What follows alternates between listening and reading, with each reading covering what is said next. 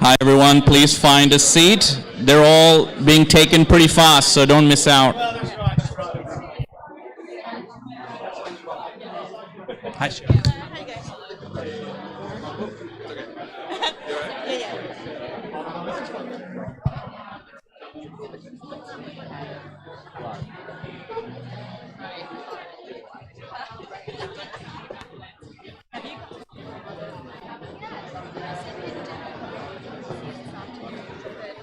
Yeah, let us know.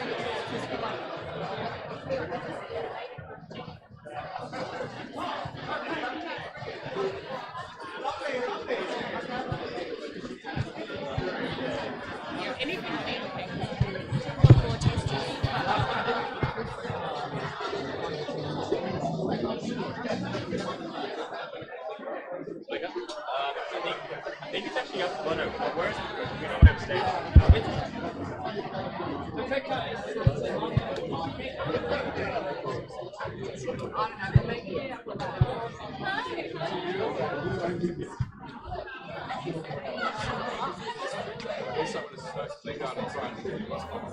So I have a couple slides and the video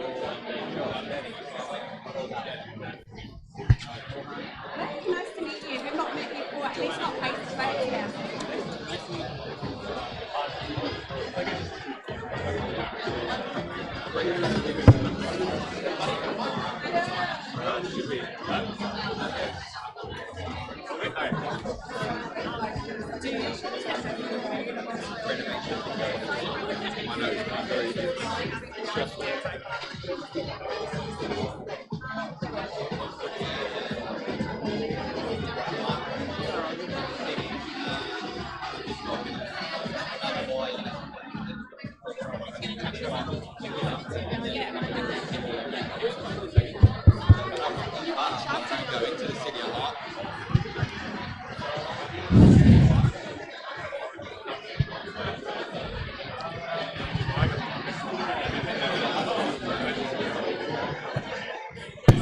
Good morning, everyone. Please find a seat. Don't be shy. There's a lot of seats in the middle here. Neil Gihan, I'm looking at you. There's a lot of seats in the middle here.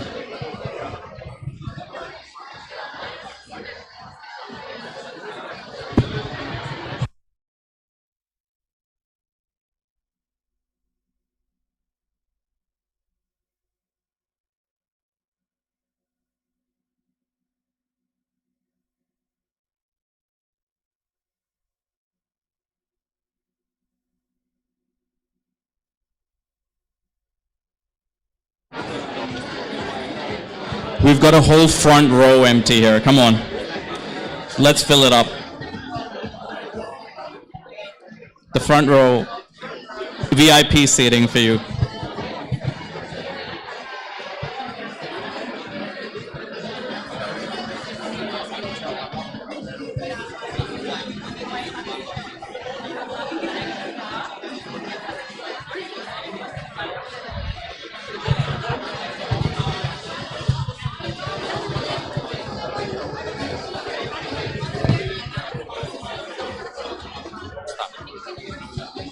All right, ladies and gentlemen, good morning.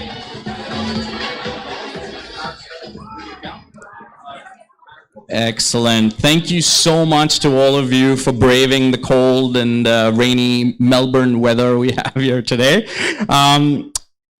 Before we begin the acknowledgement of country, we begin today by acknowledging the traditional custodians of the land on which we gather today and pay our respects to their elders past and present. We extend that respect to Aboriginal and Torres Strait Islander peoples here today. All right, so ladies and gentlemen, by way of introduction, my name is Rohan Bilimorio, and I'm the founder of Law Ninjas, and I just want to say a big thank you to all of you for coming in today. Please give yourselves a big round of applause. So the agenda for today is right here in case you want to scan it or take a photo of it, but you should have all received it by email as well. And it's a jam-packed agenda. We've got about 11 different sessions, 45 speakers, and a full day ahead. So make sure you get some caffeine in you during the course of today. Do you get CPD points for today? And the answer to that question, according to my conversation with the Law Society of New South Wales, is yes. So please do track what you're watching today. So we've got, I guess 6.5 hours worth of sessions. So I'll leave it to you on which category to put those CPD points under, but that's something to keep in mind. So this room here is called the Arena, like Ninja Arena. And then the room in there, that's what I've called the chat room. So that's where you go to chat, because if you chat out there, then during the sessions, the noise will travel. So we have coffee, tea, snacks, the lunch. There's a photo booth in there, which is a bit fun. And you've got a surprise in there later this afternoon as well. So please do use that room. And the good news is we're also live streaming around the world. So there's a camera right back there. So if you want to say hi to anybody in South America or India during the course of today, just wave at that camera. There's an after party right after all the sessions finish today. So tentatively about 6:30 p.m. just here. So please do stick around. There's a lot of beverages we need to consume. And without our sponsors today, none of this could happen. So I just want to say a big thank you to our gold sponsors, who are Conga, Ironbridge Legal, Legalite, Lext, Law Squared, Maddox, and Neota. Our silver sponsors today are Ashurst, Day One Recruitment, and Pactly. And our event supporters are Herbert Smith Freehills, Jones Day, LOD, Pierpoint, PepsiCo, and UNSW engineering faculty. I also want to say a big thank you to our team, who you've seen a few of today and you will see during the course of today. We've got Sveta and Maddie from the events team here. We've got Karen, we've got Shivam, Cheryl, Maria. We've got so many sort of volunteers here today. And I just want to say a big thank you to Man as well and Cameron, who are the AV guys today. So in case you want any special song requests, they're the ones to speak to. And I also want to say a big thank you to all the ninjas here and around the world who have been supporting this community since 2017. So thank you so much. Are you ready? Let's go. All right. So the first panel today is called How to Build a Rockstar Legal Team. But before we even get the speakers to join us on stage, we've got a video, I believe, that we will play for you now.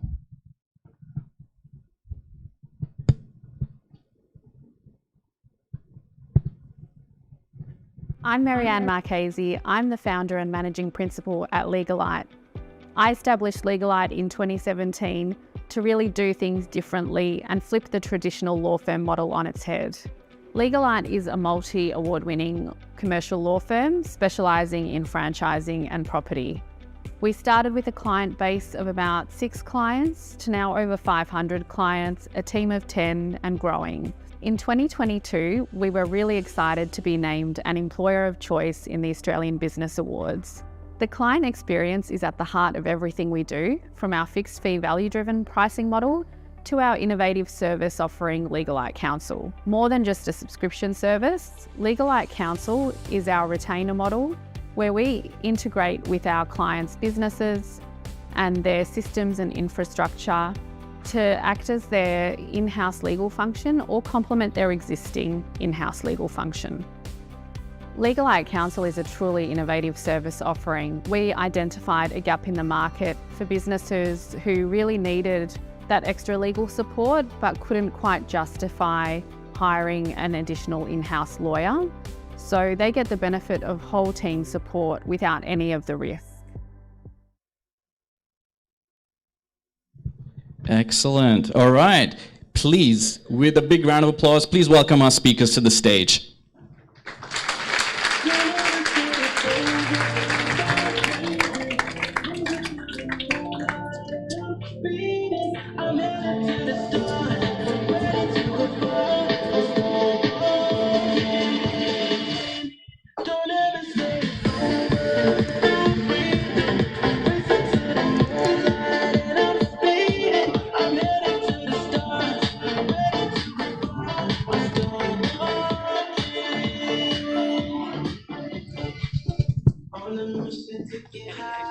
That's on? Yeah.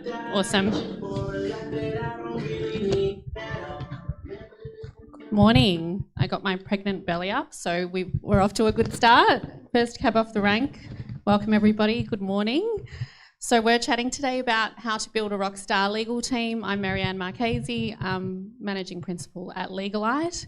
We might just do some quick introductions as well, name, where you work and the size of your legal team. Start with you, Nick. Hi everyone, my name is Nick Sedgwick. I'm Group General Counsel and Co-Sec at Laser Clinics Group, which is a KKR portfolio company. So I have a small global legal team of 4 at the moment, but I previously had a legal team of 30 when I was at Talos for about 10 years. So I just was looking for a change, but kind of come from a large legal team lens as well as a small legal team lens as well. Good morning, everybody. My name is Véronique Diallo.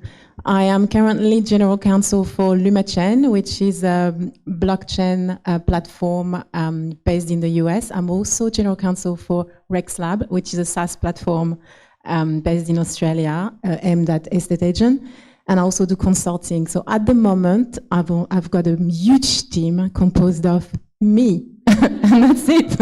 But previously, I've had other teams. I've been general counsel for a big media organization. So the biggest team I've managed were about 10 people. My name's Ryan Matthews. I'm the general counsel APAC for the Weir Group. Weir is a OEM engineering company that mostly works in the mining space. My legal team is largely based in Sydney with some people in Shanghai. It's roughly about 8 to 10 people. And then I think group-wide, the legal team is about 50 people. Got one. we can share. My name is Amy. I am currently the head of legal APAC for a company called Iris. We're a financial services technology company. Headquartered in Australia, but we have global operations. We're ASX 200, and yeah, it's fantastic to be here today and share some views, and look forward to hearing from my panelists. So we might kick off the session to ask the panel, what does a rockstar legal team look like to you? Veronique, I'm going to start with you because you're solo. So what does a rockstar legal team look like to you, and how do you get support as a sole GC? So for me, Rockstar Legal Team is about people who can help me in areas of the legal field where I'm not familiar with. So I use a variety of external providers, from HR consultants to sole practitioners to bigger firms, depending on the work. And because I'm also across several jurisdictions, I also have lawyers in other territories that I go to. I've worked across 3 different jurisdictions, France, the UK, and Australia. So I tap a lot into my network. And I also use LinkedIn extensively to find the right people and ask around who's the best person. And beyond LinkedIn, how do you, if it's a niche area, for example, how do you find the right people to support you? And I presume that once they do a good job, they, get another Guernsey. Exactly. How does that work for you? I ask other GCs that I know as well if they've used specific, if they have a recommendation of a lawyer in a specific area. And yes, if somebody's done a good job previously and the cost is meets my budget needs, then I will definitely return back to that person. Thank you. For the others that have in-house legal teams, Nick, I'll start with you because you've got the mic. Sure. So I think about it a little bit differently. I very much look at the right fit for your team, and taking into account what the business and stakeholders truly mean. And I know that sounds a bit basic, but I think when you think about building a legal team, starting at the recruitment stage and varying success at this is actually really probing and challenging them as to whether they truly want to work for your business and understand what the capacity that's required, what the expectation of stakeholders are required, and whether they've got the right mindset for your business. So I think a lot of us have had in-house experience, and we know the challenge is very much around being commercially minded. The idea of a T-shaped lawyer is very true within all the organisations that I at least work in, and I think we'll touch on this topic throughout the discussion, but we're being asked to do more with less. So they need to be much more than someone who wants to sit at the desk and give advice across the fence. So I'll kind of leave it there for the moment, but that's very much looking at the true experience, but understanding what they want to achieve, but a two-way conversation about what you want to achieve as a team. Yeah, great point. Amber, what does a rockstar legal team look like for you? Look, I should mention I've got a team of 5 lawyers and 2 paralegals, all sitting in Sydney.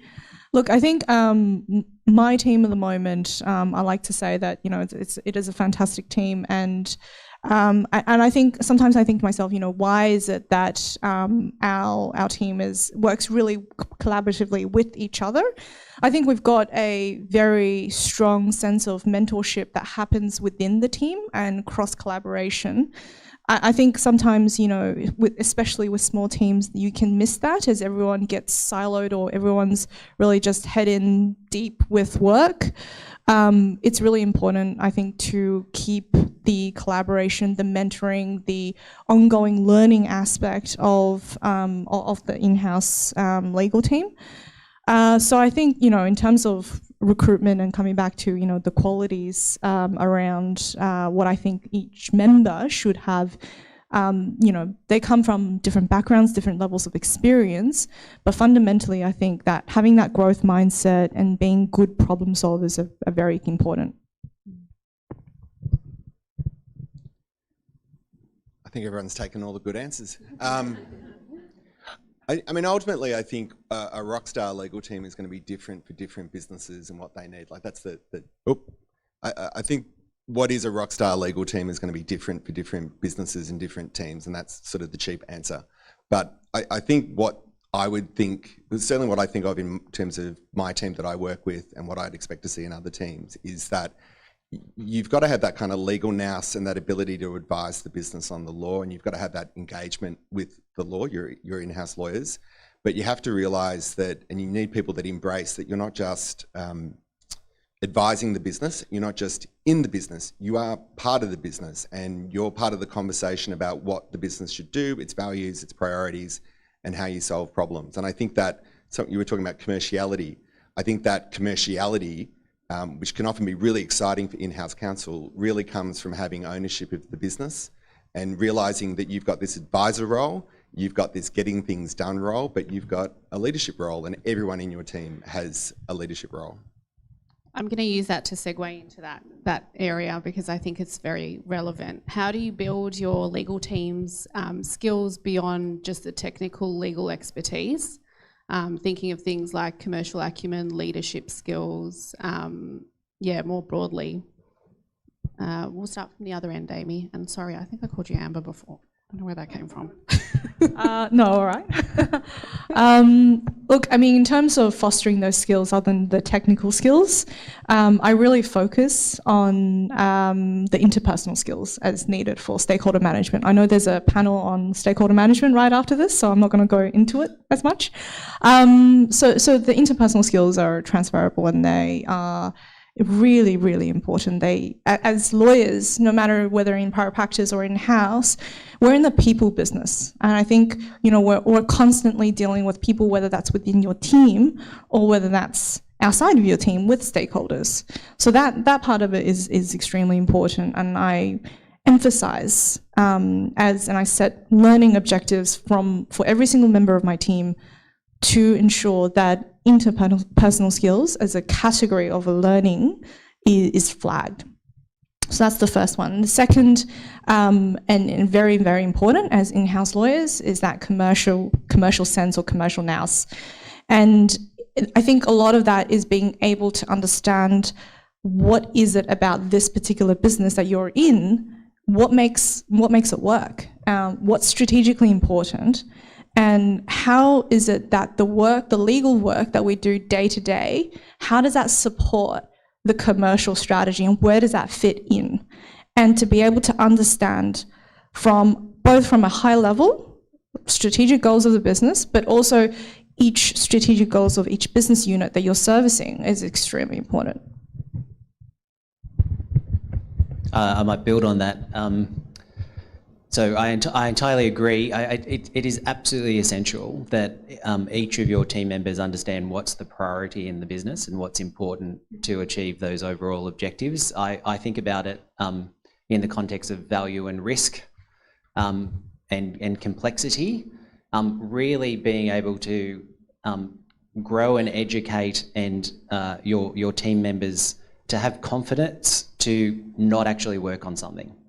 So agreeing within a team that the NDA that you've set up the template for and you've empowered the business to complete, you don't feel compelled to simply play in that safe space, actually helping them to understand and have confidence of, if I work on this right now, that is going to flush through to the bottom line tomorrow, and that's going to be a much better outcome for the organisation, or this is a really, really important thing that is going to crystallise by way of a risk in a week or a month. So truly helping them understand the value risk proposition allows them to demonstrate that then they're just much more than the subject matter experts within the legal team. Do either of you have any thoughts on how you develop those skills in a practical sense, for example, through mentoring or training programs? Veronique or Ryan?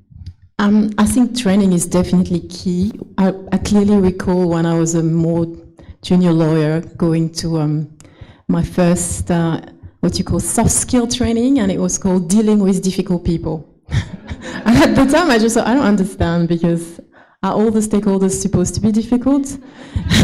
But it was the first training that I was asked to do when I started my career in-house, which I thought was quite interesting.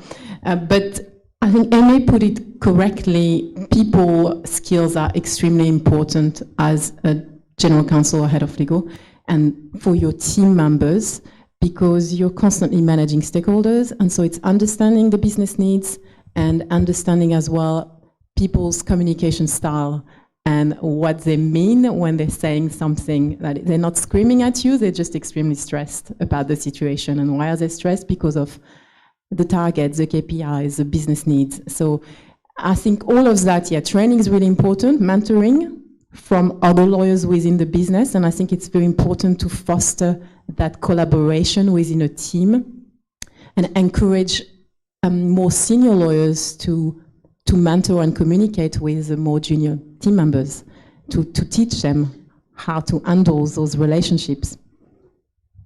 Did you want to? Yeah. So I might give a mechanical answer, and then I might give a more relational answer, so hard skill, soft skill. So on the mechanical bit, I think there's a lot to be said for your starting point being to write stuff down.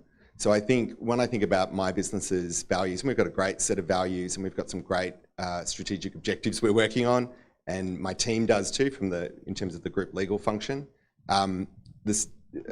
You can't really speak to that and teach that stuff and walk people through it if you don't go to the effort of actually writing it down, including the process of thinking about what these things are. And likewise, I think with training needs and those sorts of things, I mean, everyone's got some sort of goals, they set some sort of process around that, but that actually getting that process right and documenting what it is you're trying to achieve and what it is you value in your team has got to be the starting point to see the behaviours and the skills that you want. So that's my mechanical answer of where you start with it. I think the relational bit, how you kind of get people on that journey, is a bit of it is getting people excited about it. And so I think a big part of getting them excited, for me anyway, my business talk to me after the session makes really cool stuff.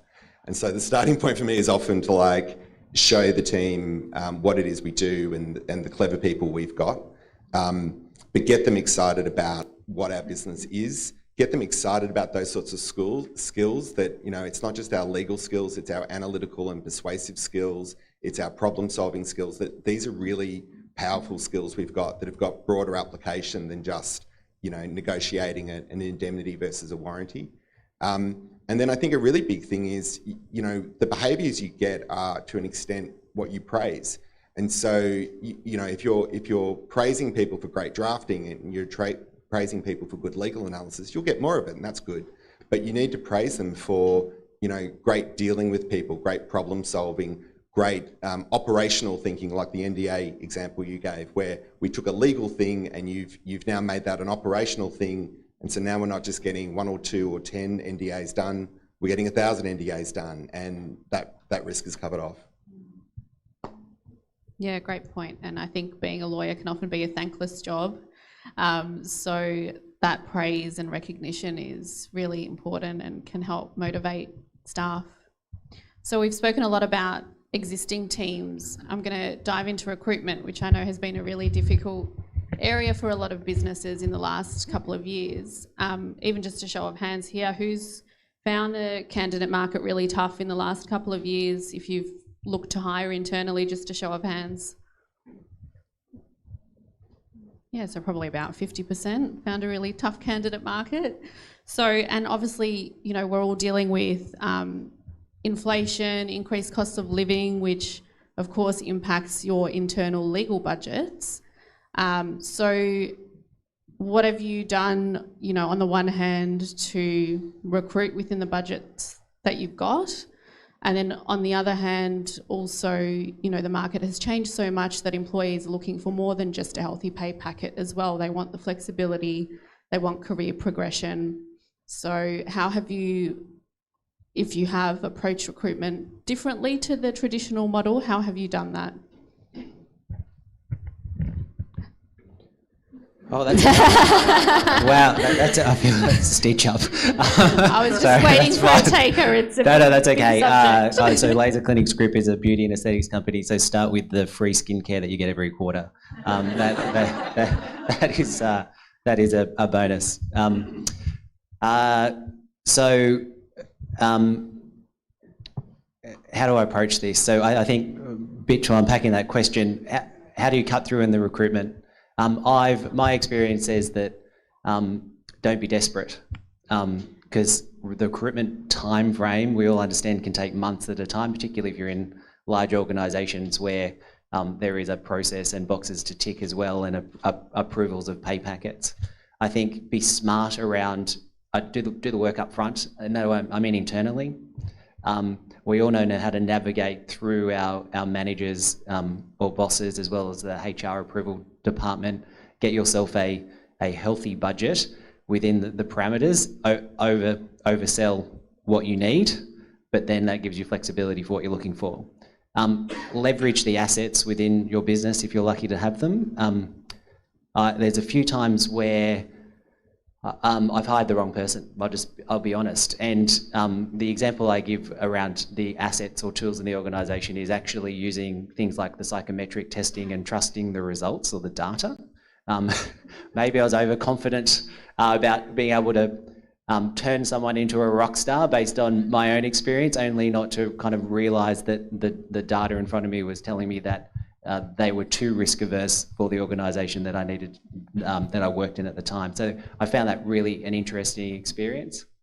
And then last, I mean, I'm very lucky to kind of work in a global business, but you also have to be honest around selling the dream and what is practical reality. I mean, usually kind of 99% of the time we are at our desks grinding it most of the time. But when those opportunities come, it is easy to say, but it really come through on the opportunities to kind of give your team members the opportunity to attend a conference, travel overseas, and you do that through autonomy. So trust them to go and travel overseas to do the negotiation, through supporting them in their growth and understanding the matter more effectively, and also backing them and giving them top cover with the stakeholder who they're travelling with and who may not have the same confidence that you have in the team member to see through. So that would be my tips. I think that leads into the second part of my very convoluted question, which is post-recruitment, and you touched on, the assets that you've got and psychometric testing.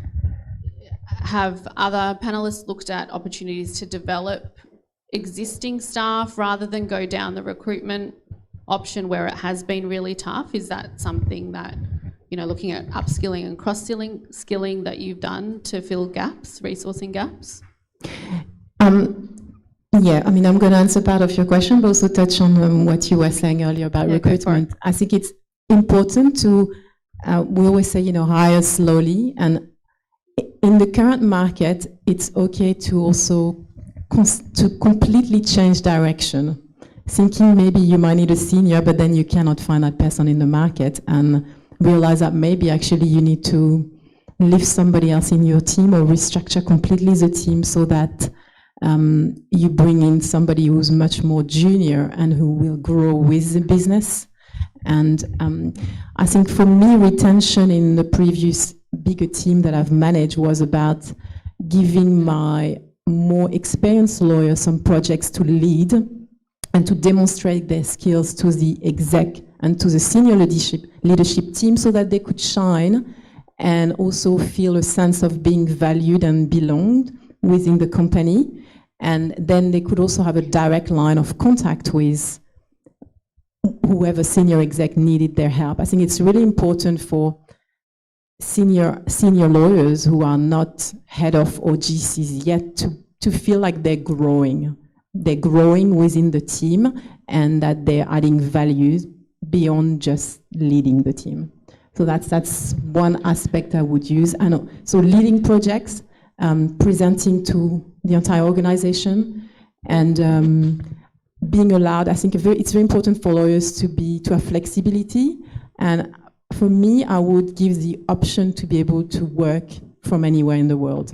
If it's feasible, I would say yes, you can be on a beach in Thailand. I don't mind, as long as you are on that call at that time and you close that deal by that time frame. Thank you, Veronique. So just pressing pause, because it's the halfway point in this panel. One of the things we like to do at Law Ninja Summits is make it as interactive as possible. So, each panel is 40 minutes, but at the 20-minute mark, I'll, press pause and just say, does anyone have any questions in the audience? And then we'll also try and address a question at the end. But does anyone have any questions right now about how to build a rockstar legal team? We've got a couple of hands going up. Maybe we've got microphones there and there. So maybe, yes, to the lady here. I've got more of a comment. I come from a very large legal team and I've learned from some fabulous people. I think on the rockstar side, I think having clear priorities on what makes a rockstar lawyer, like if you can see it on a piece of paper, lawyers love to go after that target. And then reinforcing those behaviors. So the things that I really love about a great team is when you have a program that allows teams to work collaboration across the business on goals, whether it's with a business partner or whether it's across a legal team. That gives people the opportunity to take an innovation idea that works for one business and scale it, which is ultimately one of the core things that you want to build in a great lawyer, is to take their experience and then show them how you can amplify that impact by taking it across business line, like from devices to retail to space or whatever that might be. And then taking your lawyer into business discussions and showing them how to be a business person. So by training them to be someone who is a business partner first and a lawyer second, makes them more articulate as a business person, that then the legal stuff they have to be able to do anyway, but you want to get them comfortable in the language of the business so that they feel like they could do someone else's job. They might not say that out loud, but they could do it. They're just really helping that that business partner of theirs, their client, to lift them up and amplify what they can do by adding this extra skill set that's going to make them more successful as a team. Yeah, thank you. And I mean, I think from my perspective, I've definitely noticed a shift in the role of the in-house lawyer where they are taking more of that business partner role as well. Have you noticed the same? Yeah, I mean, my feeling is the in-house role and how it's imagined has changed quite a lot. And I think that has happened as the law firms, their models have changed. You see different sorts of legal models. I think one of the things that's sort of drawing on the comment there, I think that sort of being a business partner is increasingly kind of a demand of the job. It's also increasingly a very rewarding path in the job. And I think one of the things that's exciting about in-house counsel is that compared to, say, private practice or being at the bar or something, which are all great career paths as well, not knocking it, but there are so many ways to develop your career. And to come back to your point about how you build a rockstar team, I think setting out priorities of what you want is great and something I said earlier, but I think it's also, whether it's through the recruitment phase or through the team that you've got and their development, is looking for opportunities both within the business where you could be doing something different with more or of more value, but also within your team. I mean, if you've got someone that doesn't meet your criteria for a rock star, but they're a rock star just in a different way, well, how can you utilize that? And I think something I don't have an answer to the recruitment question you asked either, but I wish I did. But I do think you go to market, whether it's through a recruiter or an internal call or LinkedIn or whatever it is you do, and you've got one or two ideas of what you want, and that's a good starting point. But you can meet people along the way that are not what you had in mind, but you think, actually, we could move things around and do something. And I think, and then I'll give away the mic, sorry, but I think as part of that, something to really think hard about is whether everyone in your legal team needs to be a lawyer. Because I think there's if you think more in terms of delivering legal operations and you think more in terms of being business partners, there are other skill sets other than the law. There are needs for project managers, there's needs for people with technical operational experience and knowledge. There are people, that know how to manage sort of documents and things like that. There's a lot of kind of areas where, maybe the best person you need is not someone with 5 PQE in-house experience or 5 PQE private practice experience. It's a project management degree, or it's, coding experience or something like that.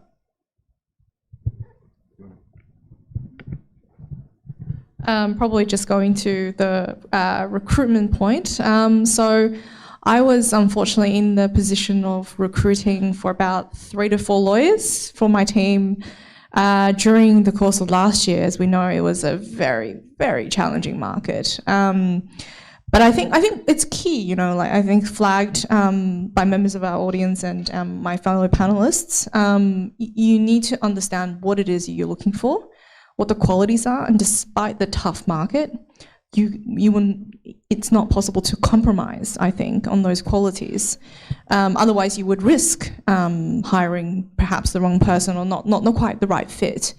And so once you have built the structure of the team with the people with the qualities that you are looking after, and you really have then the base to then foster that sort of cross-functional collaboration and build a really fantastic culture. And I think team culture, in terms of, in the broader macroeconomic world where, obviously inflation and budgetary constraints, team culture, and you think about why do people go to work, and you see your colleagues and you see especially members of your team, if you're in the office, more so than you would see your friends or your family sometimes even. So it's really important that I think that people are genuinely happy to be in the office or to share time with their team.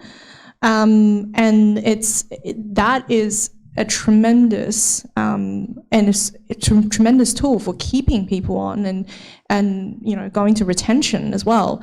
So I think that you know, it goes to everyone's job satisfaction ultimately.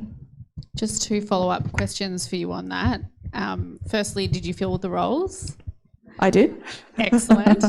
And speaking of culture, do you think that values are obviously very important to a positive working culture? Is that something that you talk about in the stages of recruitment and then on an ongoing basis? Yeah, so in the recruitment stages, what I really emphasize is also getting the other existing members of my team involved in that process, because we're a very, very small team and we work very, very closely together, that I want to ensure that they, who we hire into the team is not just my decision solely, but it's also, it's a team collective decision. And to ensure that, you know, whether, for example, they're getting to the final stages of the process and before they're given an offer, you know, I give my team members the chance to actually go have coffee with them and go informally meet them, just to ensure that we're really having the right person join our team. And it's not my team, it's our team. Do you want to elaborate? I was going to comment on I thought that was excellent insight, and I completely agree with you, kind of giving the large team experience around. I think you found next year's panelists, by the way, Rowan. You know, a large team is that you actually get to a point where not everyone likes each other, and that's quite a reality. But you raise so many good points in that, and as the leader of the larger team. For those in the room that have the large team, you become more of a people leader than a lawyer on the day-to-day. I think it makes up kind of 70% of your job. And you talked about partnering with the business, but also innovating, and to be able to unlock that potential, to be able to enable the team to have the time to do that. You really need to coach them through how you carve out the time in the day to get all your other work done, because we are measured on KPIs, but the fun stuff, at least for me, is when you're sitting at the table as a business partner, exposed, or you know, leaning in and leading to the commercial outcome. So how do you get there? Big driver for me is, and it goes back to a lot of the points that have been said, is defining what's in it for them. That is absolutely essential. You need to agree as a team what good looks like. And that will be some healthy tension or healthy conflict within the team, because in a team of 30, some people just don't want to do it, and you can accept that. That's perfectly fine, because whether they've got, you encourage them to get out of their comfort zone, but let them, in most cases, be what they want to be. So leverage the skills and experience and also the desires across the team, and provide them top cover as the leader. Because sometimes they're going to get it wrong, and you're going to get it wrong as a team. And it is essential that you have a one-team mentality, and it's okay to fail. And you've got to take ownership of that as the leader. And that's in all teams, but particularly in big teams. Yeah, awesome.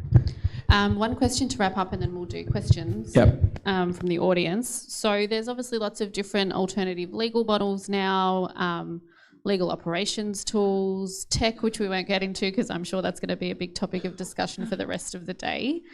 Do you use this, and if so, how, to support resourcing your legal team? Okay. Yes, I have used some contract management tools to fasten the process and being able to handle a large volume of contracts in some of the organizations that I've worked out, and it has been a game changer, I have to say. The implementation at first is very painful and trying to get the business on board, but ultimately, when you have a very small team servicing a really large organization, it's a game changer you cannot do without, I have to say. And if you can convince the business that they need to make the investment in those tools, then you will win, because you'll be able to service more people in a much faster time frame. We've certainly my team and the function I work for within my business, we've had a bit of a journey with tech. We've tried out a few different solutions, and some have been good and some have been less good. And I do think a big part of whether something is good or not comes down to the implementation. We're still very much on a journey, and I think it's something where we're looking very hard at what legal operation options there are and how best to use them.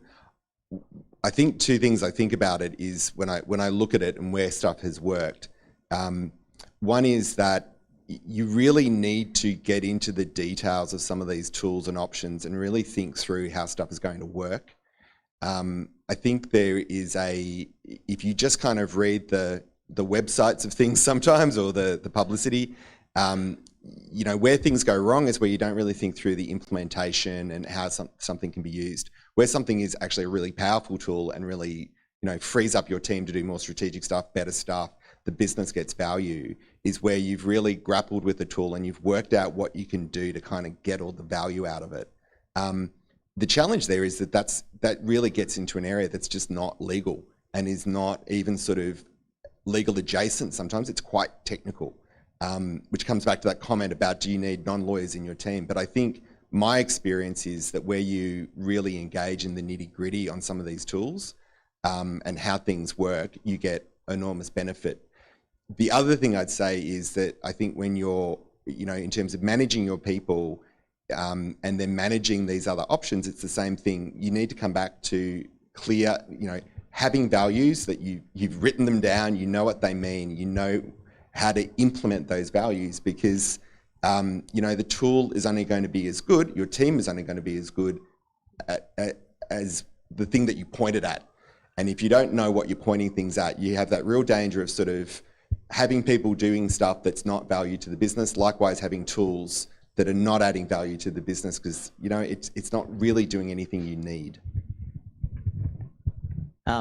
My strongest recommendation, it took me a long time in my career to start doing this, is actually you realise how small our community is, in-house and legal sector generally. There are some exceptional people in our community, some people in this room as well, who are in the service provider space and can, if they can't help you, they introduce you to a lot of people. So until I kind of truly started getting out and about and really kind of having the confidence to build the networks, the relationships, and extend it into friendships, you don't actually know what's out there, but they help you cut through a lot of the noise. You know, this is a great example of that, just for a huge plug of this event. But I've, yeah, my biggest tip is leverage friendships and relationships to meet more people, because the legal ops space is filled with excellent and well-versed people with lots of experience. The law firms are also desperate to add more value. It's highly competitive.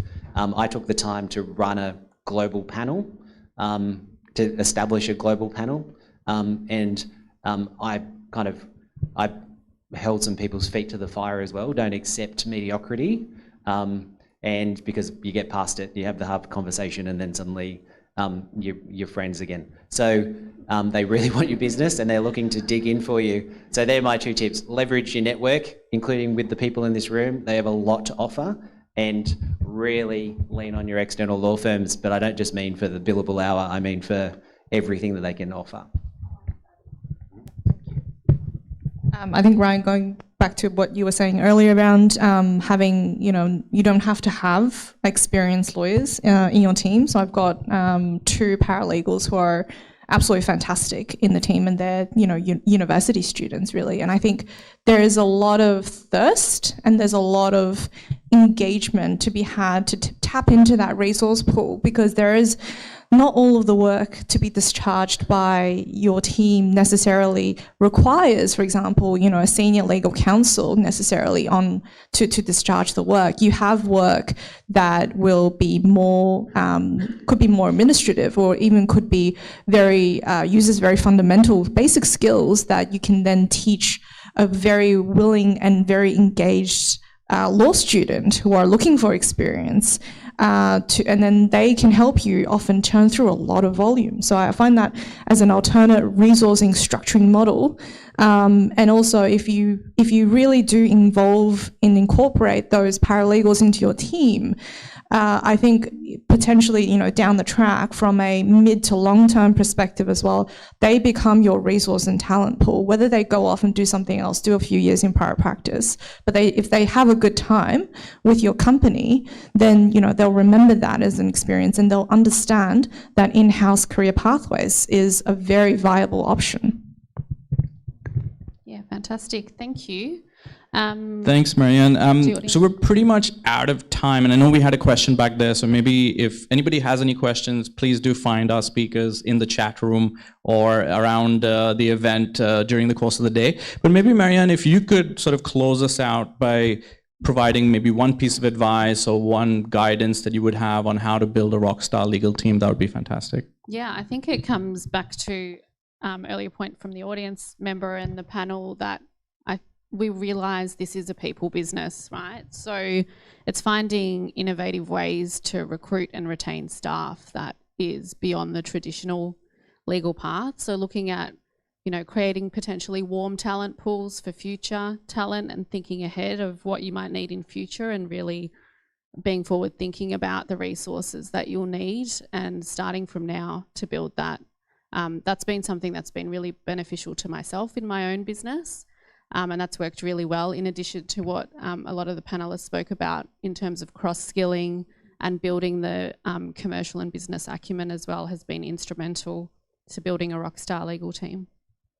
Thank you, and thank you to the panelists. That was fantastic, and to the audience. Thank you so much. Please give them a big round of applause. We've got Marianne, Nick, Veronique, Ryan, and Amy. Thank you so much.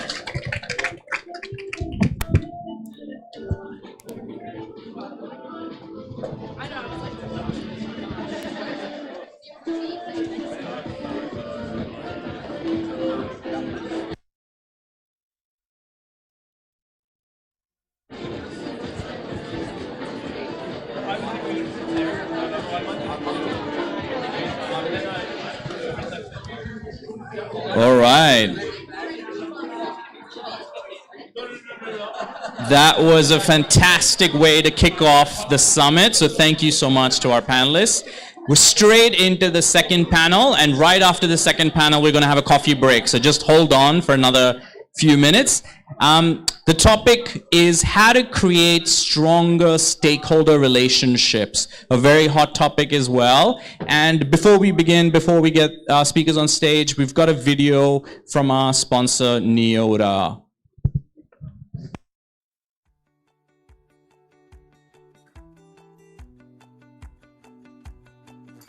Neota empowers you to build a vast array of complex digital workflow solutions that scale your expertise, streamline your processes, and automate your documents, all without writing a single line of code, all within one platform. Accelerate your solution delivery without compromising on the complexity or quality in our drag-and-drop interface. Processes, rules, and regulations are constantly changing. That's why we designed Neota to ensure you can easily make updates to your solutions on the fly. We know solutions to challenging problems often require multiple tools, so Neota allows you to integrate seamlessly with your existing toolset. You can even refine the user experience and effectively measure ROI with our built-in data management capabilities. From simple to powerful, complex and sophisticated solutions. From improving internal processes to delivering game-changing solutions for your clients, no matter what industry. Whatever your role, Neota can help you scale your expertise to a wider audience than ever before. Thank you so much.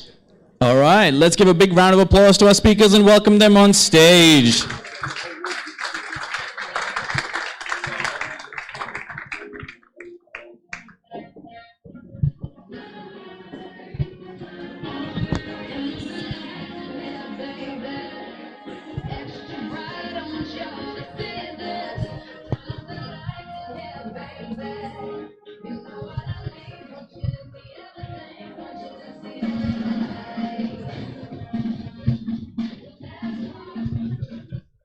All right. Let me just say a few words about our speakers. So our moderator for today is Mark Tyndall, who's the VP for Markets and Growth for APAC at Neota. Our panelists are Emma Yim, who's the head of legal for Sunrise Group, Kate Robinson, who's the senior legal counsel at Artisan, Lily Dent, who's a senior director and general counsel for ANZ at PepsiCo, and then Marina Mitrevsky, who's the general counsel and company secretary at The Iconic.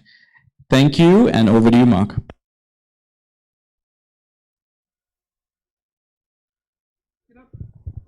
Testing 1, 2, thank you. Thanks, Rohan. This is a great conference already. I'm really excited. We're having a great conversation in the room just next door, and I almost made us late doing the photo booth. So we've already had a great conversation. We'll try and share some of that as we go as well. I'm not going to do any detailed introductions of the panel. They're going to introduce themselves, their roles, what they do, their superpowers in the context of answering kind of the first question. They all have a few themes that they're going to own today. We'll all chime in, of course, but I'd really like, I know it's kind of hard at conferences, but I'd really like you to ask questions of the panel as we go. Don't hold back, like strike while the iron's hot. If there's something that comes into your mind and say, I'd really like to know what Marina thinks about this, just jump in straight away, put your hand up, or just even yell out to me, and we'll get to you really quickly. So let's not waste more time. We're talking about stakeholder relationships. You all have a pretty substantial amount of expertise in creating these and managing these, but I'm going to start with Marina. So the very topic of the panel, Marina, is it always obvious who our stakeholders are? Isn't it kind of pretty obvious to all legal teams who their clients are, who they serve, or is it not that obvious? Look, I'd say that it's actually not that obvious, not in every single situation. I am GC and COSEC at The Iconic, which is a fantastic organisation, and we've got 1,200 people working at The Iconic. Prior to that, I've predominantly had a career that's been in-house in Australia, in the UK, in the UAE, and also in Scandinavia. And some businesses and organisations are a lot more structured than others, and some are actually in completely different phases of the business's growth and journey as at the time that you join. So whilst you might think that it's apparent who your key stakeholders are, you might think that it's the CEO, members of the executive team, heads of other teams, directors of teams, in reality that's not the case. And the way that I tend to navigate finding out who my stakeholders are, because you're never really going to get one answer that solves all of that for you up front, is really to immerse yourself in the strategy of the business, immerse yourself in understanding the enterprise risk management framework, immerse yourself in understanding what the business is and what they do and what others think of that particular business. However, once that dust has settled and once, the brain stops spinning around, what's going on and who do I need to contact and how do I serve best, I think a really important exercise that I was actually shared with by a mentor and a very experienced GC who we connect with on a quite a regular basis is really the exercise of stakeholder mapping. And it's something that for me has propelled me to really kind of define and crystallise who my stakeholders are. It's an exercise that I've tried with my team.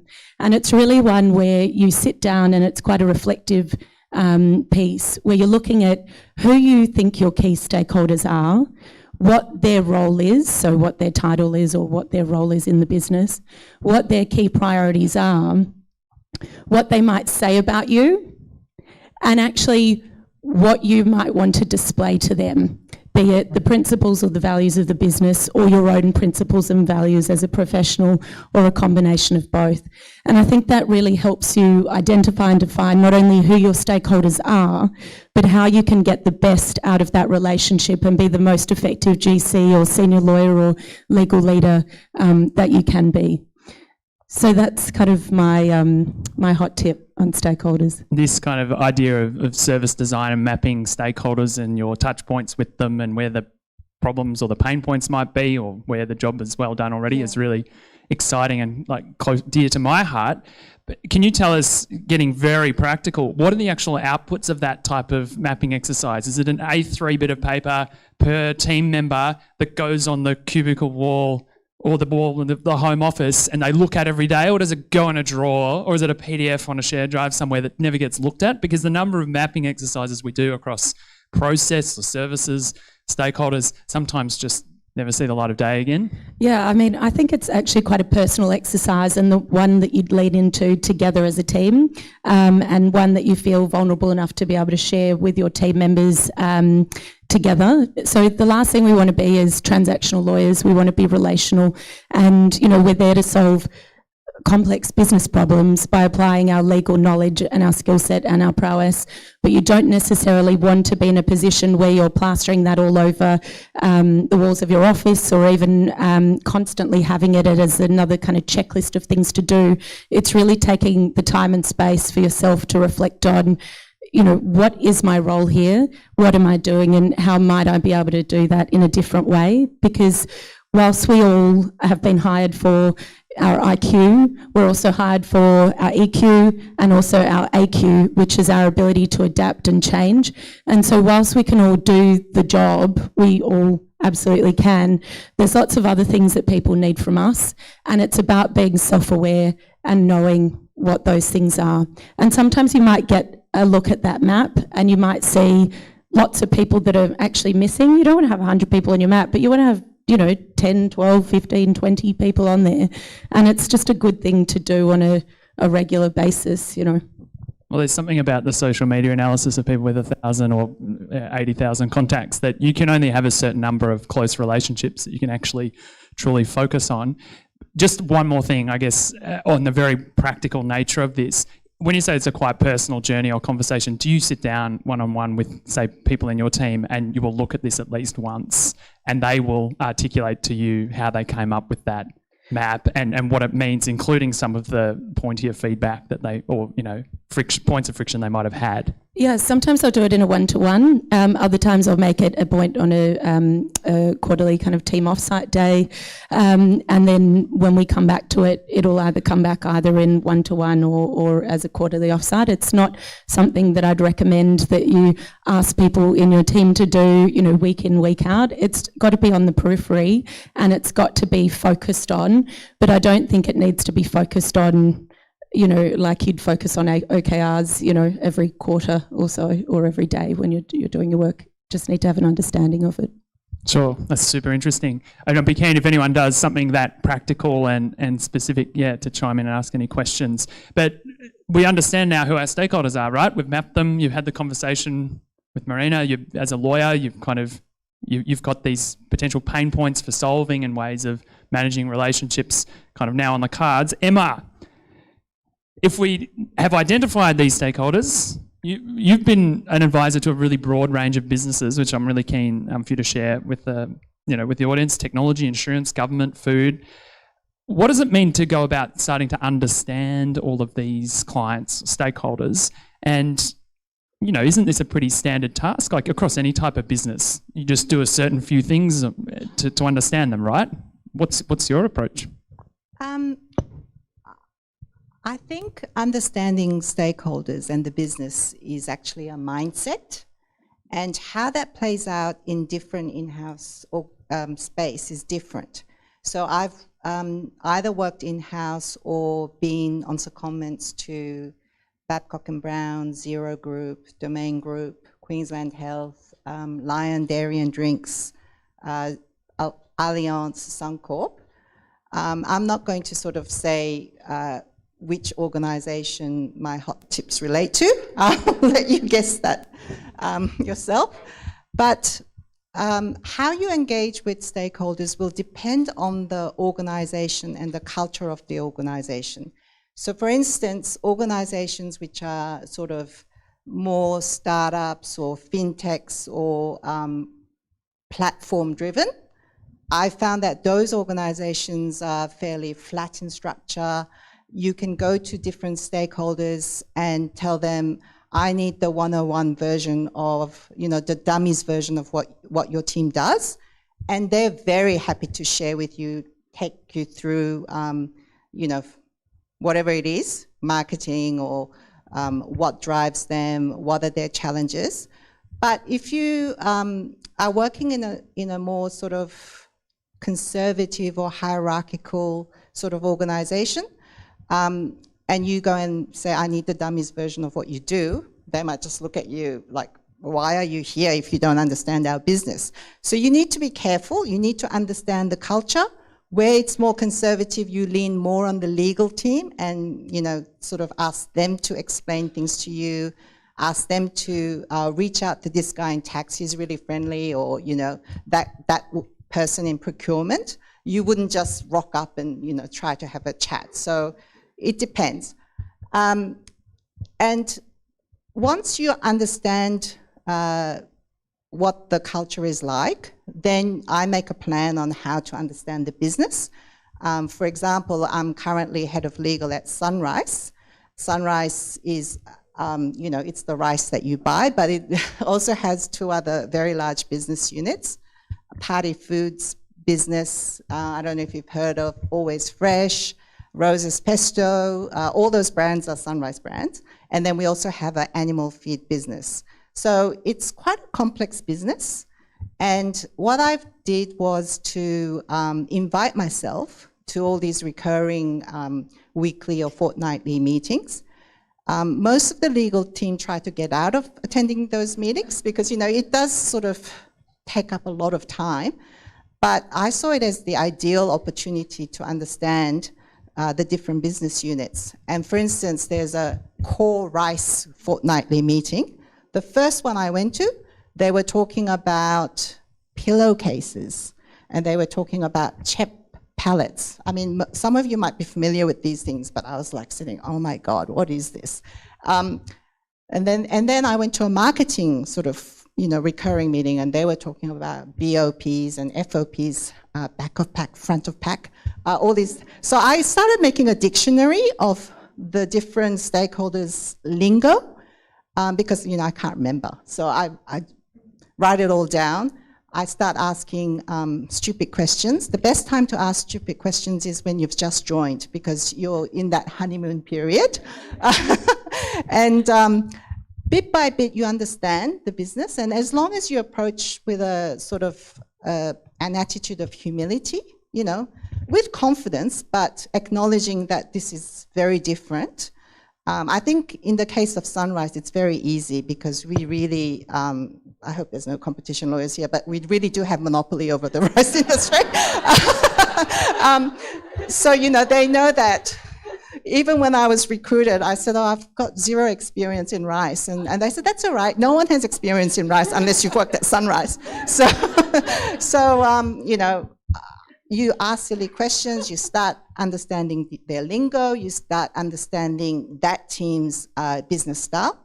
So for instance, with marketing, they're always on my back. Thankfully, I'm not the main marketing lawyer, but when I do review some marketing, I like to just put the answer in the subject matter of the email. We do have like an online thing, but then they also follow you up by individual email. It's really urgent. We have to get this to this company by 5 p.m. tomorrow.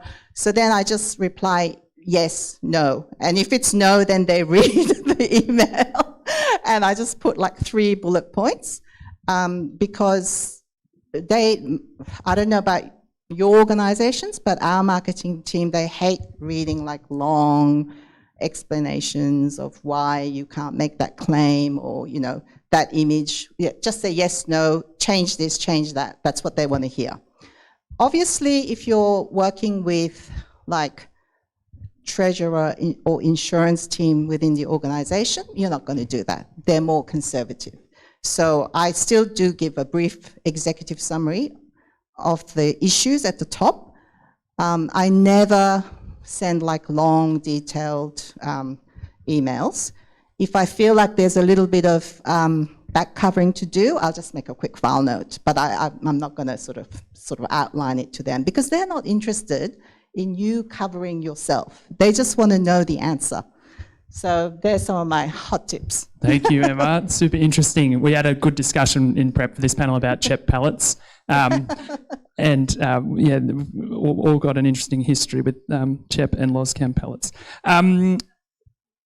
really interesting because I think you're such an empath, right brain, creative, visual learner, communicator visually, and I'd be keen to kind of follow up later in the panel maybe about how others can take those experiences and maybe do some self-reflection about how they learn and how they communicate, because your superpowers are not everyone else's superpowers in that visual, empathic kind of approach. Some people here will be very left brain, process, informational, analytic as a starting point, and it's great to, we hear all our stories, I guess, about how you can do that differently with those different preferences. Okay, Kate, we've mapped and understood now our stakeholders really nicely, but now we're in the kind of cut and thrust of doing deals in your case. You work in the investments world, you know, big funds achieving big things, and you're working with, you know, ex-investment banker types, and they're always looking for creative new opportunities, ways to create value, and you're there as, I'm calling you General Counsel. My promotion. Your promotion, which it is who you are. So when things are moving really fast, and say that you're planning a new fund at Artesian, is there a role for you as General Counsel in keeping all the stakeholders aligned? Is that a legal role? And what actually happens in practice? Yeah, I think 100% it's a legal role. And just for context, I'm at Artesian, which is a fund manager. We've got about $1 billion AUD under management across bond funds and venture funds mainly. And I sort of moved in there 1.5 years ago. So some of this stuff is still a learning curve for me in terms of how I thought about it when I was at private practice and how I think about it now. Because my answer to this question when I was in private practice was sort of, you give them the options, they can figure it out to some extent. And actually now I'm on the ground seeing it happen. They don't often always have it figured out. So we're doing at the moment a lot of amendments to one of our funds, which essentially makes it almost like 4 mini funds in one. And while I think the overarching strategy is understood by the partners, as the instructions flow down to me to do the drafting, it's clear not everybody is quite on the same page in terms of how that's actually going to work. And it's only really coming out in the wash as we're sort of finalizing the term sheet, going to the long form documents. So actually I've got the process now of trying to get everybody on the same page. And I guess there's been a few ways that I've done that. One, I think, is me understanding where we're trying to get to, so understanding the strategy. So I think that's exactly what Emma was saying, like attending the meetings that you don't really want to go to, because at the time you think, oh, this is 2 hours of my day where I could be doing other stuff. But actually I think helpful to get the background, to be involved early on those discussions so you know what's happening. I think it's understanding the characters in your business. So I know some of the partners, their view is always all the way this way, and some of them, their view will be this way, and they've also got slightly differing sort of priorities and goals within the overarching strategy. So I think if you know where their mind is going, it helps you bring them back in line, or at least find a middle ground where you're all on the same page. And then I think it's communicating that with everyone. And I think the temptation sometimes is when people think, oh, we've kind of got it on the right page. Kate, go run with it. See you in a few months' time when it's signed.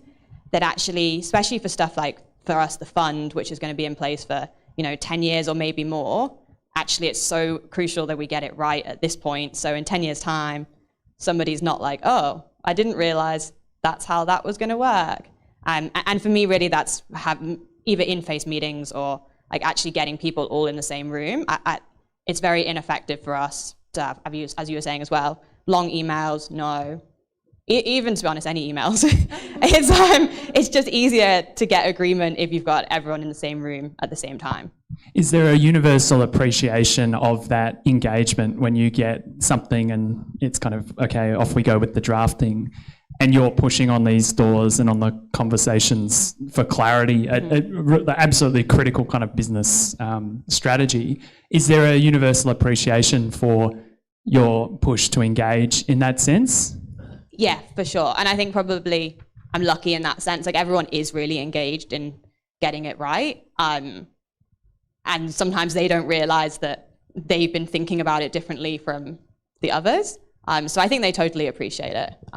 And sometimes it's I'll go straight back to that person, and it's testing. And that's from having that relationship with the person that you can, like our CEO or the head of VC, that I can go back to them and say, hey, did you really mean that? Because this means X, Y, and Z. And sometimes they're like, oh, no, it's fine. So I think it's trusting yourself to do that and having the relationship with them where it's not like sort of you're telling them they're wrong, you're just testing their thinking on it. And it sounds like there's a genuine openness to that, clarification, and it is truly a clarification. It's what I sometimes see is people actually subject to the politics or tensions between senior leadership, and you're kind of caught up in a game. Oh, I get some of that as well, yeah, for sure. Well, it's like they're totally clear about what they're talking to you about, but it's quite purposefully different to what someone else is saying to you. But it doesn't sound like that's the overarching experience. No, you get a little bit of that for sure, but a lot of it is actually just either just slightly different views on how it works. Or, Sure. Oh, thank you. Okay, Lily, this is a topic very close to my heart, being from Neota and being a kind of legal technology automation focused person. In your context, PepsiCo, you've thought a lot about legal service innovation and legal tech, but all of those activities, they don't occur in a vacuum, right? And so you're, like many legal teams, thinking about people and process and technology to make sure that you're kind of tapping into or growing that legal value stream over time. Can you tell us a bit about the PepsiCo journey with legal tech, and what were the implications for your stakeholder relationships? Sure. Hi, everyone. Just a bit of background. So I've been with PepsiCo for nearly 10 years, and obviously we make Pepsi, but we make snacks as well. So you see some Red Rock Deli chips around the place. And the burger rings. And that's it. If you haven't eaten burger rings in the last 10 or 20 years, there's some party bags over there, so pop them open. So I remember when I joined PepsiCo, I was like, oh, wow, I'm going to this massive, global company. They are going to have everything sorted. There is going to be a beautiful suite of templates. I shouldn't bother taking templates from where I was coming. And then I got there, nothing at all. So I'm sure many of you, you've done the same sort of thing, right? You get there, first thing you do is try and get some templates to get some efficiency. And then that was the extent of our sort of tech. And for many years there were discussions about, we just need some central place where contracts are, and something that can alert people when they're expiring. Being a really small team, so we are a total of 4 people, we were like, we don't really want to go near this because they're not going to give us any resources to do it, so let's just see if someone else in the business picks it up. 4 years later, no one has. So we're like, okay, we need to do something here. We need to take matters into our own hands. And so for the past, I guess, we kicked it off about 2 years ago, just going out there and looking at what are the options. And it's been a massive learning curve. And I have to say, it has been incredible in terms of the recognition and acknowledgement that we've got from the business, not just within Australia and New Zealand, but, globally. Because we've been able to solve for a real problem that we had on the contract side. But as we went along this journey, we realised that, some of this tech, you can use it for non-legal processes. And so an example that we had, and I'm sure everyone's got like a delegation of authority, ours was like the craziest minefield of, 60 pages, which even us in the legal team with law degrees had a lot of trouble interpreting. And so we saw an opportunity where we could just digitise that. So we were lucky if people in the business even knew that there was this thing called a delegation of authority, let alone anyone who was willing to try and figure out what it said. And so we came up with a process where, it didn't matter. People did not need to know about this thing. We could build this. You go and submit the deal that you want to make. If you want to go and sell some of our products or you want to go and buy something, you just enter in the details. It magically figures out who needs to approve it. And so it's been a massive game changer in our business, and it has given us, so much, I guess, credit from our senior stakeholders. They love it. Everyone across the business loves it because it saves everyone so much time.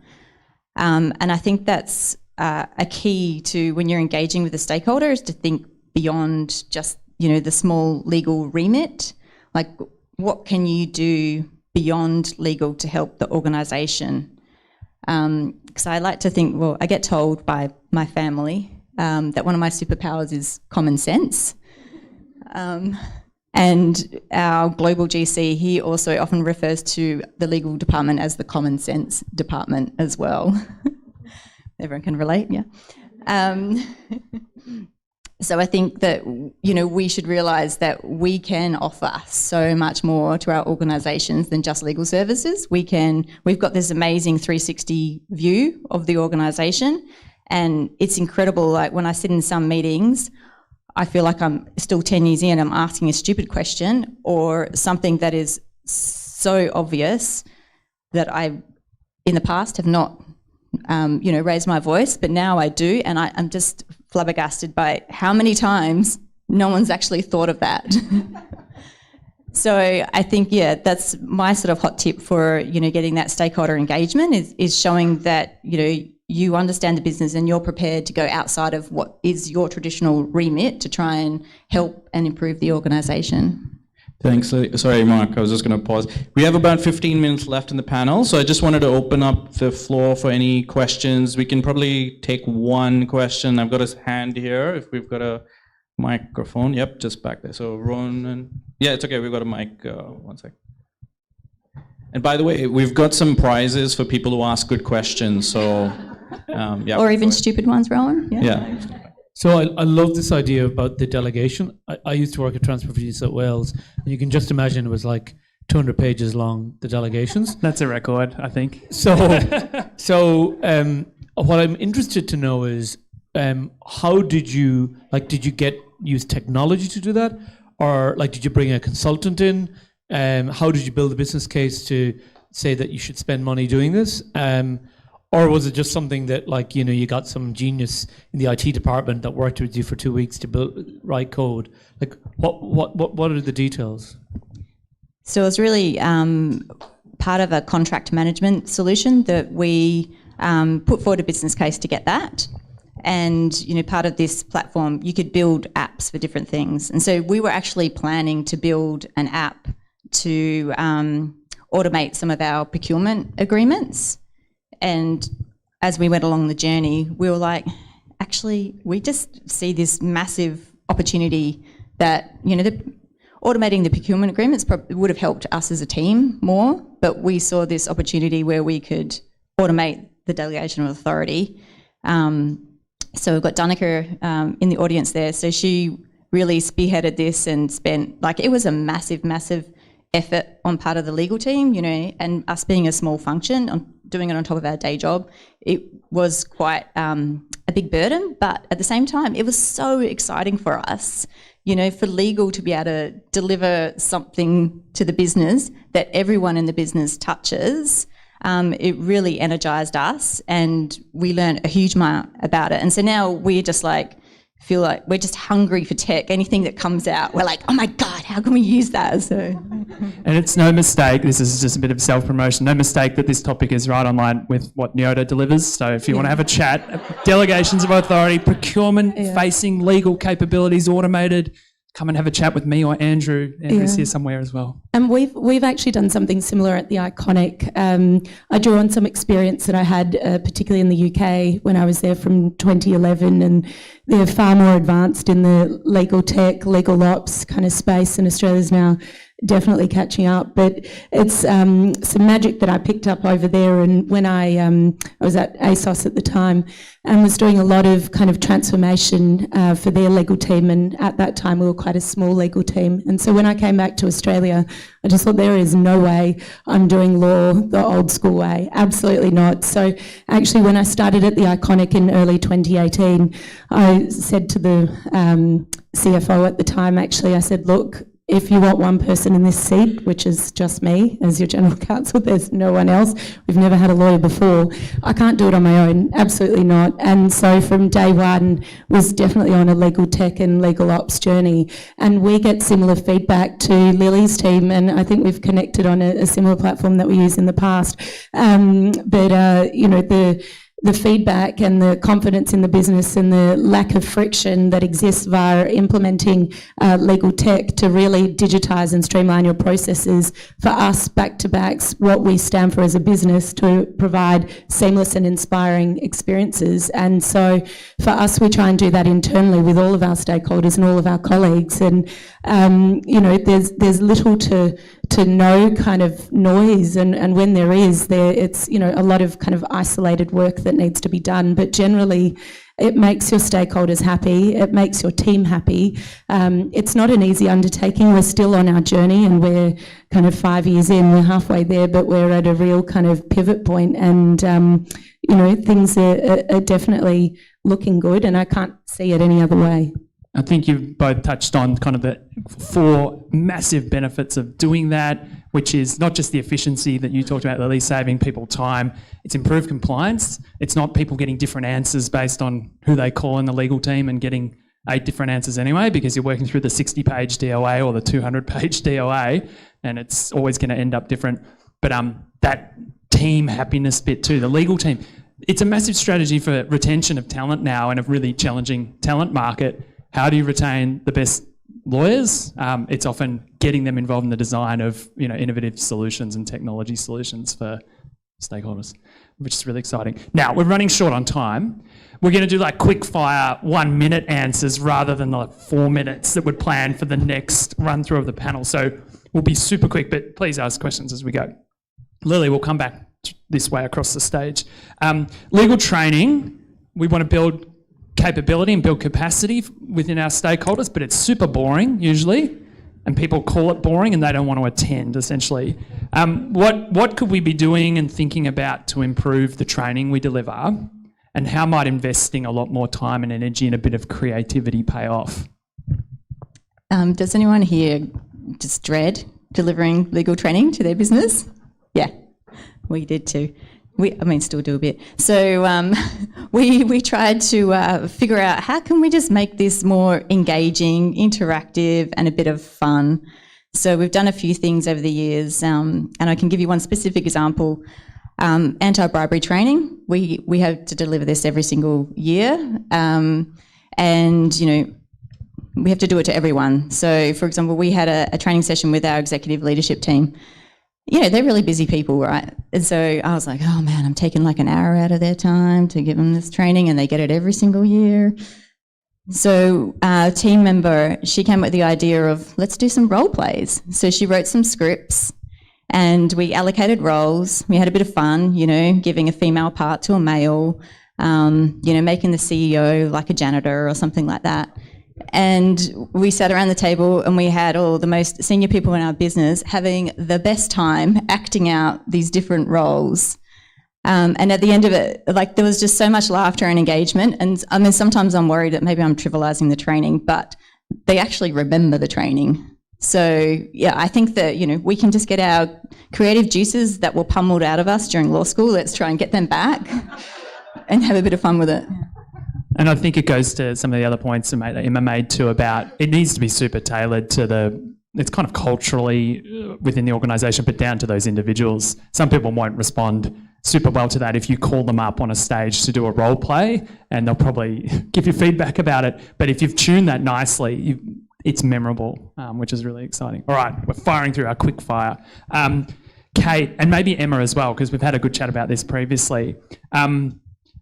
We want to talk about the significance of saying no, because often we can fear giving advice where we give that categorical no when you feel compelled to, because we want to be the commercial enabler and the helper. So when you've got conviction on, say, a compliance issue, it's a lot easier to say no, right? You can be really clear cut. But what do you do if things are, say, moving really quickly, you're working on a novel legal or compliance issue, or you feel a bit out of context or unfamiliar territory, and you know something's up? How do you hit the brakes if you do hit the brakes? Yeah, which is a tough point, I think, and still really a learning curve for me, because often these issues don't come nicely packaged up at the start of a transaction. You're sort of halfway through and you have that horrible feeling where you're like, oh shit, like we shouldn't have done this like this or this. And I think for me, a large part of it has been actually trusting my gut. And if I think something feels not quite right, often it isn't quite right. But then it's taking a step back and being like, okay, what is this context in? Is it a sort of small agreement that's a one-time payment? Or is it in the funds document that's going to be sitting there for 10 years? So I think that's the first, for me now, the first point of call is trying to some extent, quantify that risk. And also then, if I can, think of some examples, because that's how, if you do need to put the brakes on a bit, that's how you get sort of the stakeholders to buy in. It's like, guys, look, if we do this, this means X and Y. And putting numbers on it if you can, because that's what they listen to a large amount, right? Like, there is a potential for this loss, or like, this is the reputational issue that might come out of this. And I think that's sort of how I've been working through those issues after they come up. So your stakeholders will listen to about reputational loss and numbers. Emma, do you, if people are only reading the subject line of the email, do you just put a big no in the subject line and that's it? It depends on the context, but how I sometimes try to say no without saying no, especially with larger strategic plans and projects. Or, for instance, recently we had a product recall crisis management workshop. And, it was like a real thing where we met on a specific day, but prior to that day already with this, it was obviously all imaginary, but, our mill, they were already like calculating loss and this. And so on the day, it's decision day. Do we make a product recall or not? And all the stakeholders were there, and everyone was talking, and the business side was saying, oh, maybe we don't really have to do, like a full-on product recall. Maybe we can just do a trade recall. And, there's all these discussions happening. And I just used our company values. The first one is integrity, and below integrity, it says, we always do the right thing. And, so I said, the board and the senior leadership team, they really care about our values. We're dealing with food. What do our values say? Integrity. We always do the right thing. And I explained to them that this is actually not about just keeping within the law. It's actually a higher bar. It's a higher ethical bar. And, I also pointed to our risk appetite statement, which has zero appetite for reputational risk. And I think it just helped to frame the discussion, and we started going down a different path, a much more conservative path. So that's how I like to say no without saying no. That makes total sense. And I think that seems to make total sense in organisations where people regularly reference values and it's kind of institutionalised, and in meetings you might even refer to them. If you're one of the only ones doing it though, can people feel like they're weaponised, where they say, of course I'm thinking about the company values, or you kind of, it's loaded or charged unless it's a regularised Yes, kind of I can only reference to do values? it because it's often talked about in the company. The senior leadership team, they talk about it all the time, so it's easy to bring that up and just to remind people. But I can understand it might be quite delicate in other situations. Sure. Thank you for that. Okay, Marina, and I think a bunch of you have got experience on this kind of last key topic, so please jump in with any questions if you've got burning ones. We've got about 2 minutes left. But Marina, I want to ask you about building and maintaining a global legal team, delivering kind of a global legal service. There's a lot of opportunities and there's a lot of challenges in doing that. Can you tell us a bit about your experience with working with global teams? And I guess what would you recommend to a GC here or a new GC who's maybe just landed in the hot seat of managing or building a global team and challenging, having those dynamics kind of fall on their desk? So our team at The Iconic is part of a global legal team. So we have, we're part of Global Fashion Group and we're listed on the Frankfurt Stock Exchange. So we have colleagues in London, we've got colleagues in Southeast Asia and colleagues all through South America. And we'd previously had colleagues in other regions of the world, and those businesses have been spun off along the years. And so we're deeply integrated in terms of a vertical unit of global legal, governance, risk, compliance, regulatory team, all of which my team who are here today at The Iconic, we look after the whole remit of all of those matters for Australia and New Zealand.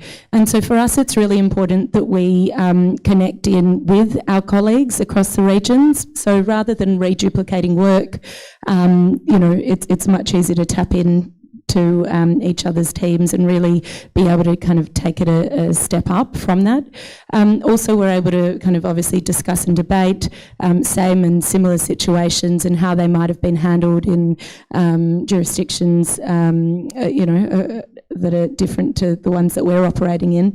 And then also we're able to kind of share our resources and negotiate more effectively when we are doing work with each other that helps with our broader business strategy. So we actually connect in with our Global GC once a month as a big team. I connect in with our Global GC every fortnight with my other colleagues who are general counsels in the respective regions.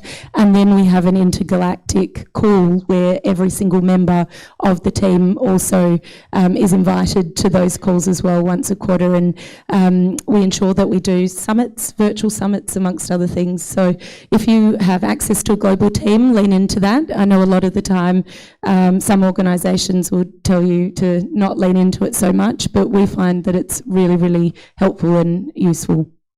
And the global context being a very special opportunity to engage in that knowledge standardization, legal service design, and also tech implementation to standardize that knowledge. We're out of time. We're quite sadly, and I was about to cut off Emma, I think, because you had something to say, but I don't want to hold Rohan back from us going to a break. Please come and ask the panelists questions at the break if they don't have to get on calls right now, Marina. Thank you very much. Come and talk to me and Andrew from Neota as well if you want to automate your DOA or your contracts. We're really excited to be here. Thanks, Rohan. Have a great day. Thank you so much. Please give them a big round of applause. We've got Mark, Marina, Emma, Kate, Lily. Thank you so much, everyone. All right.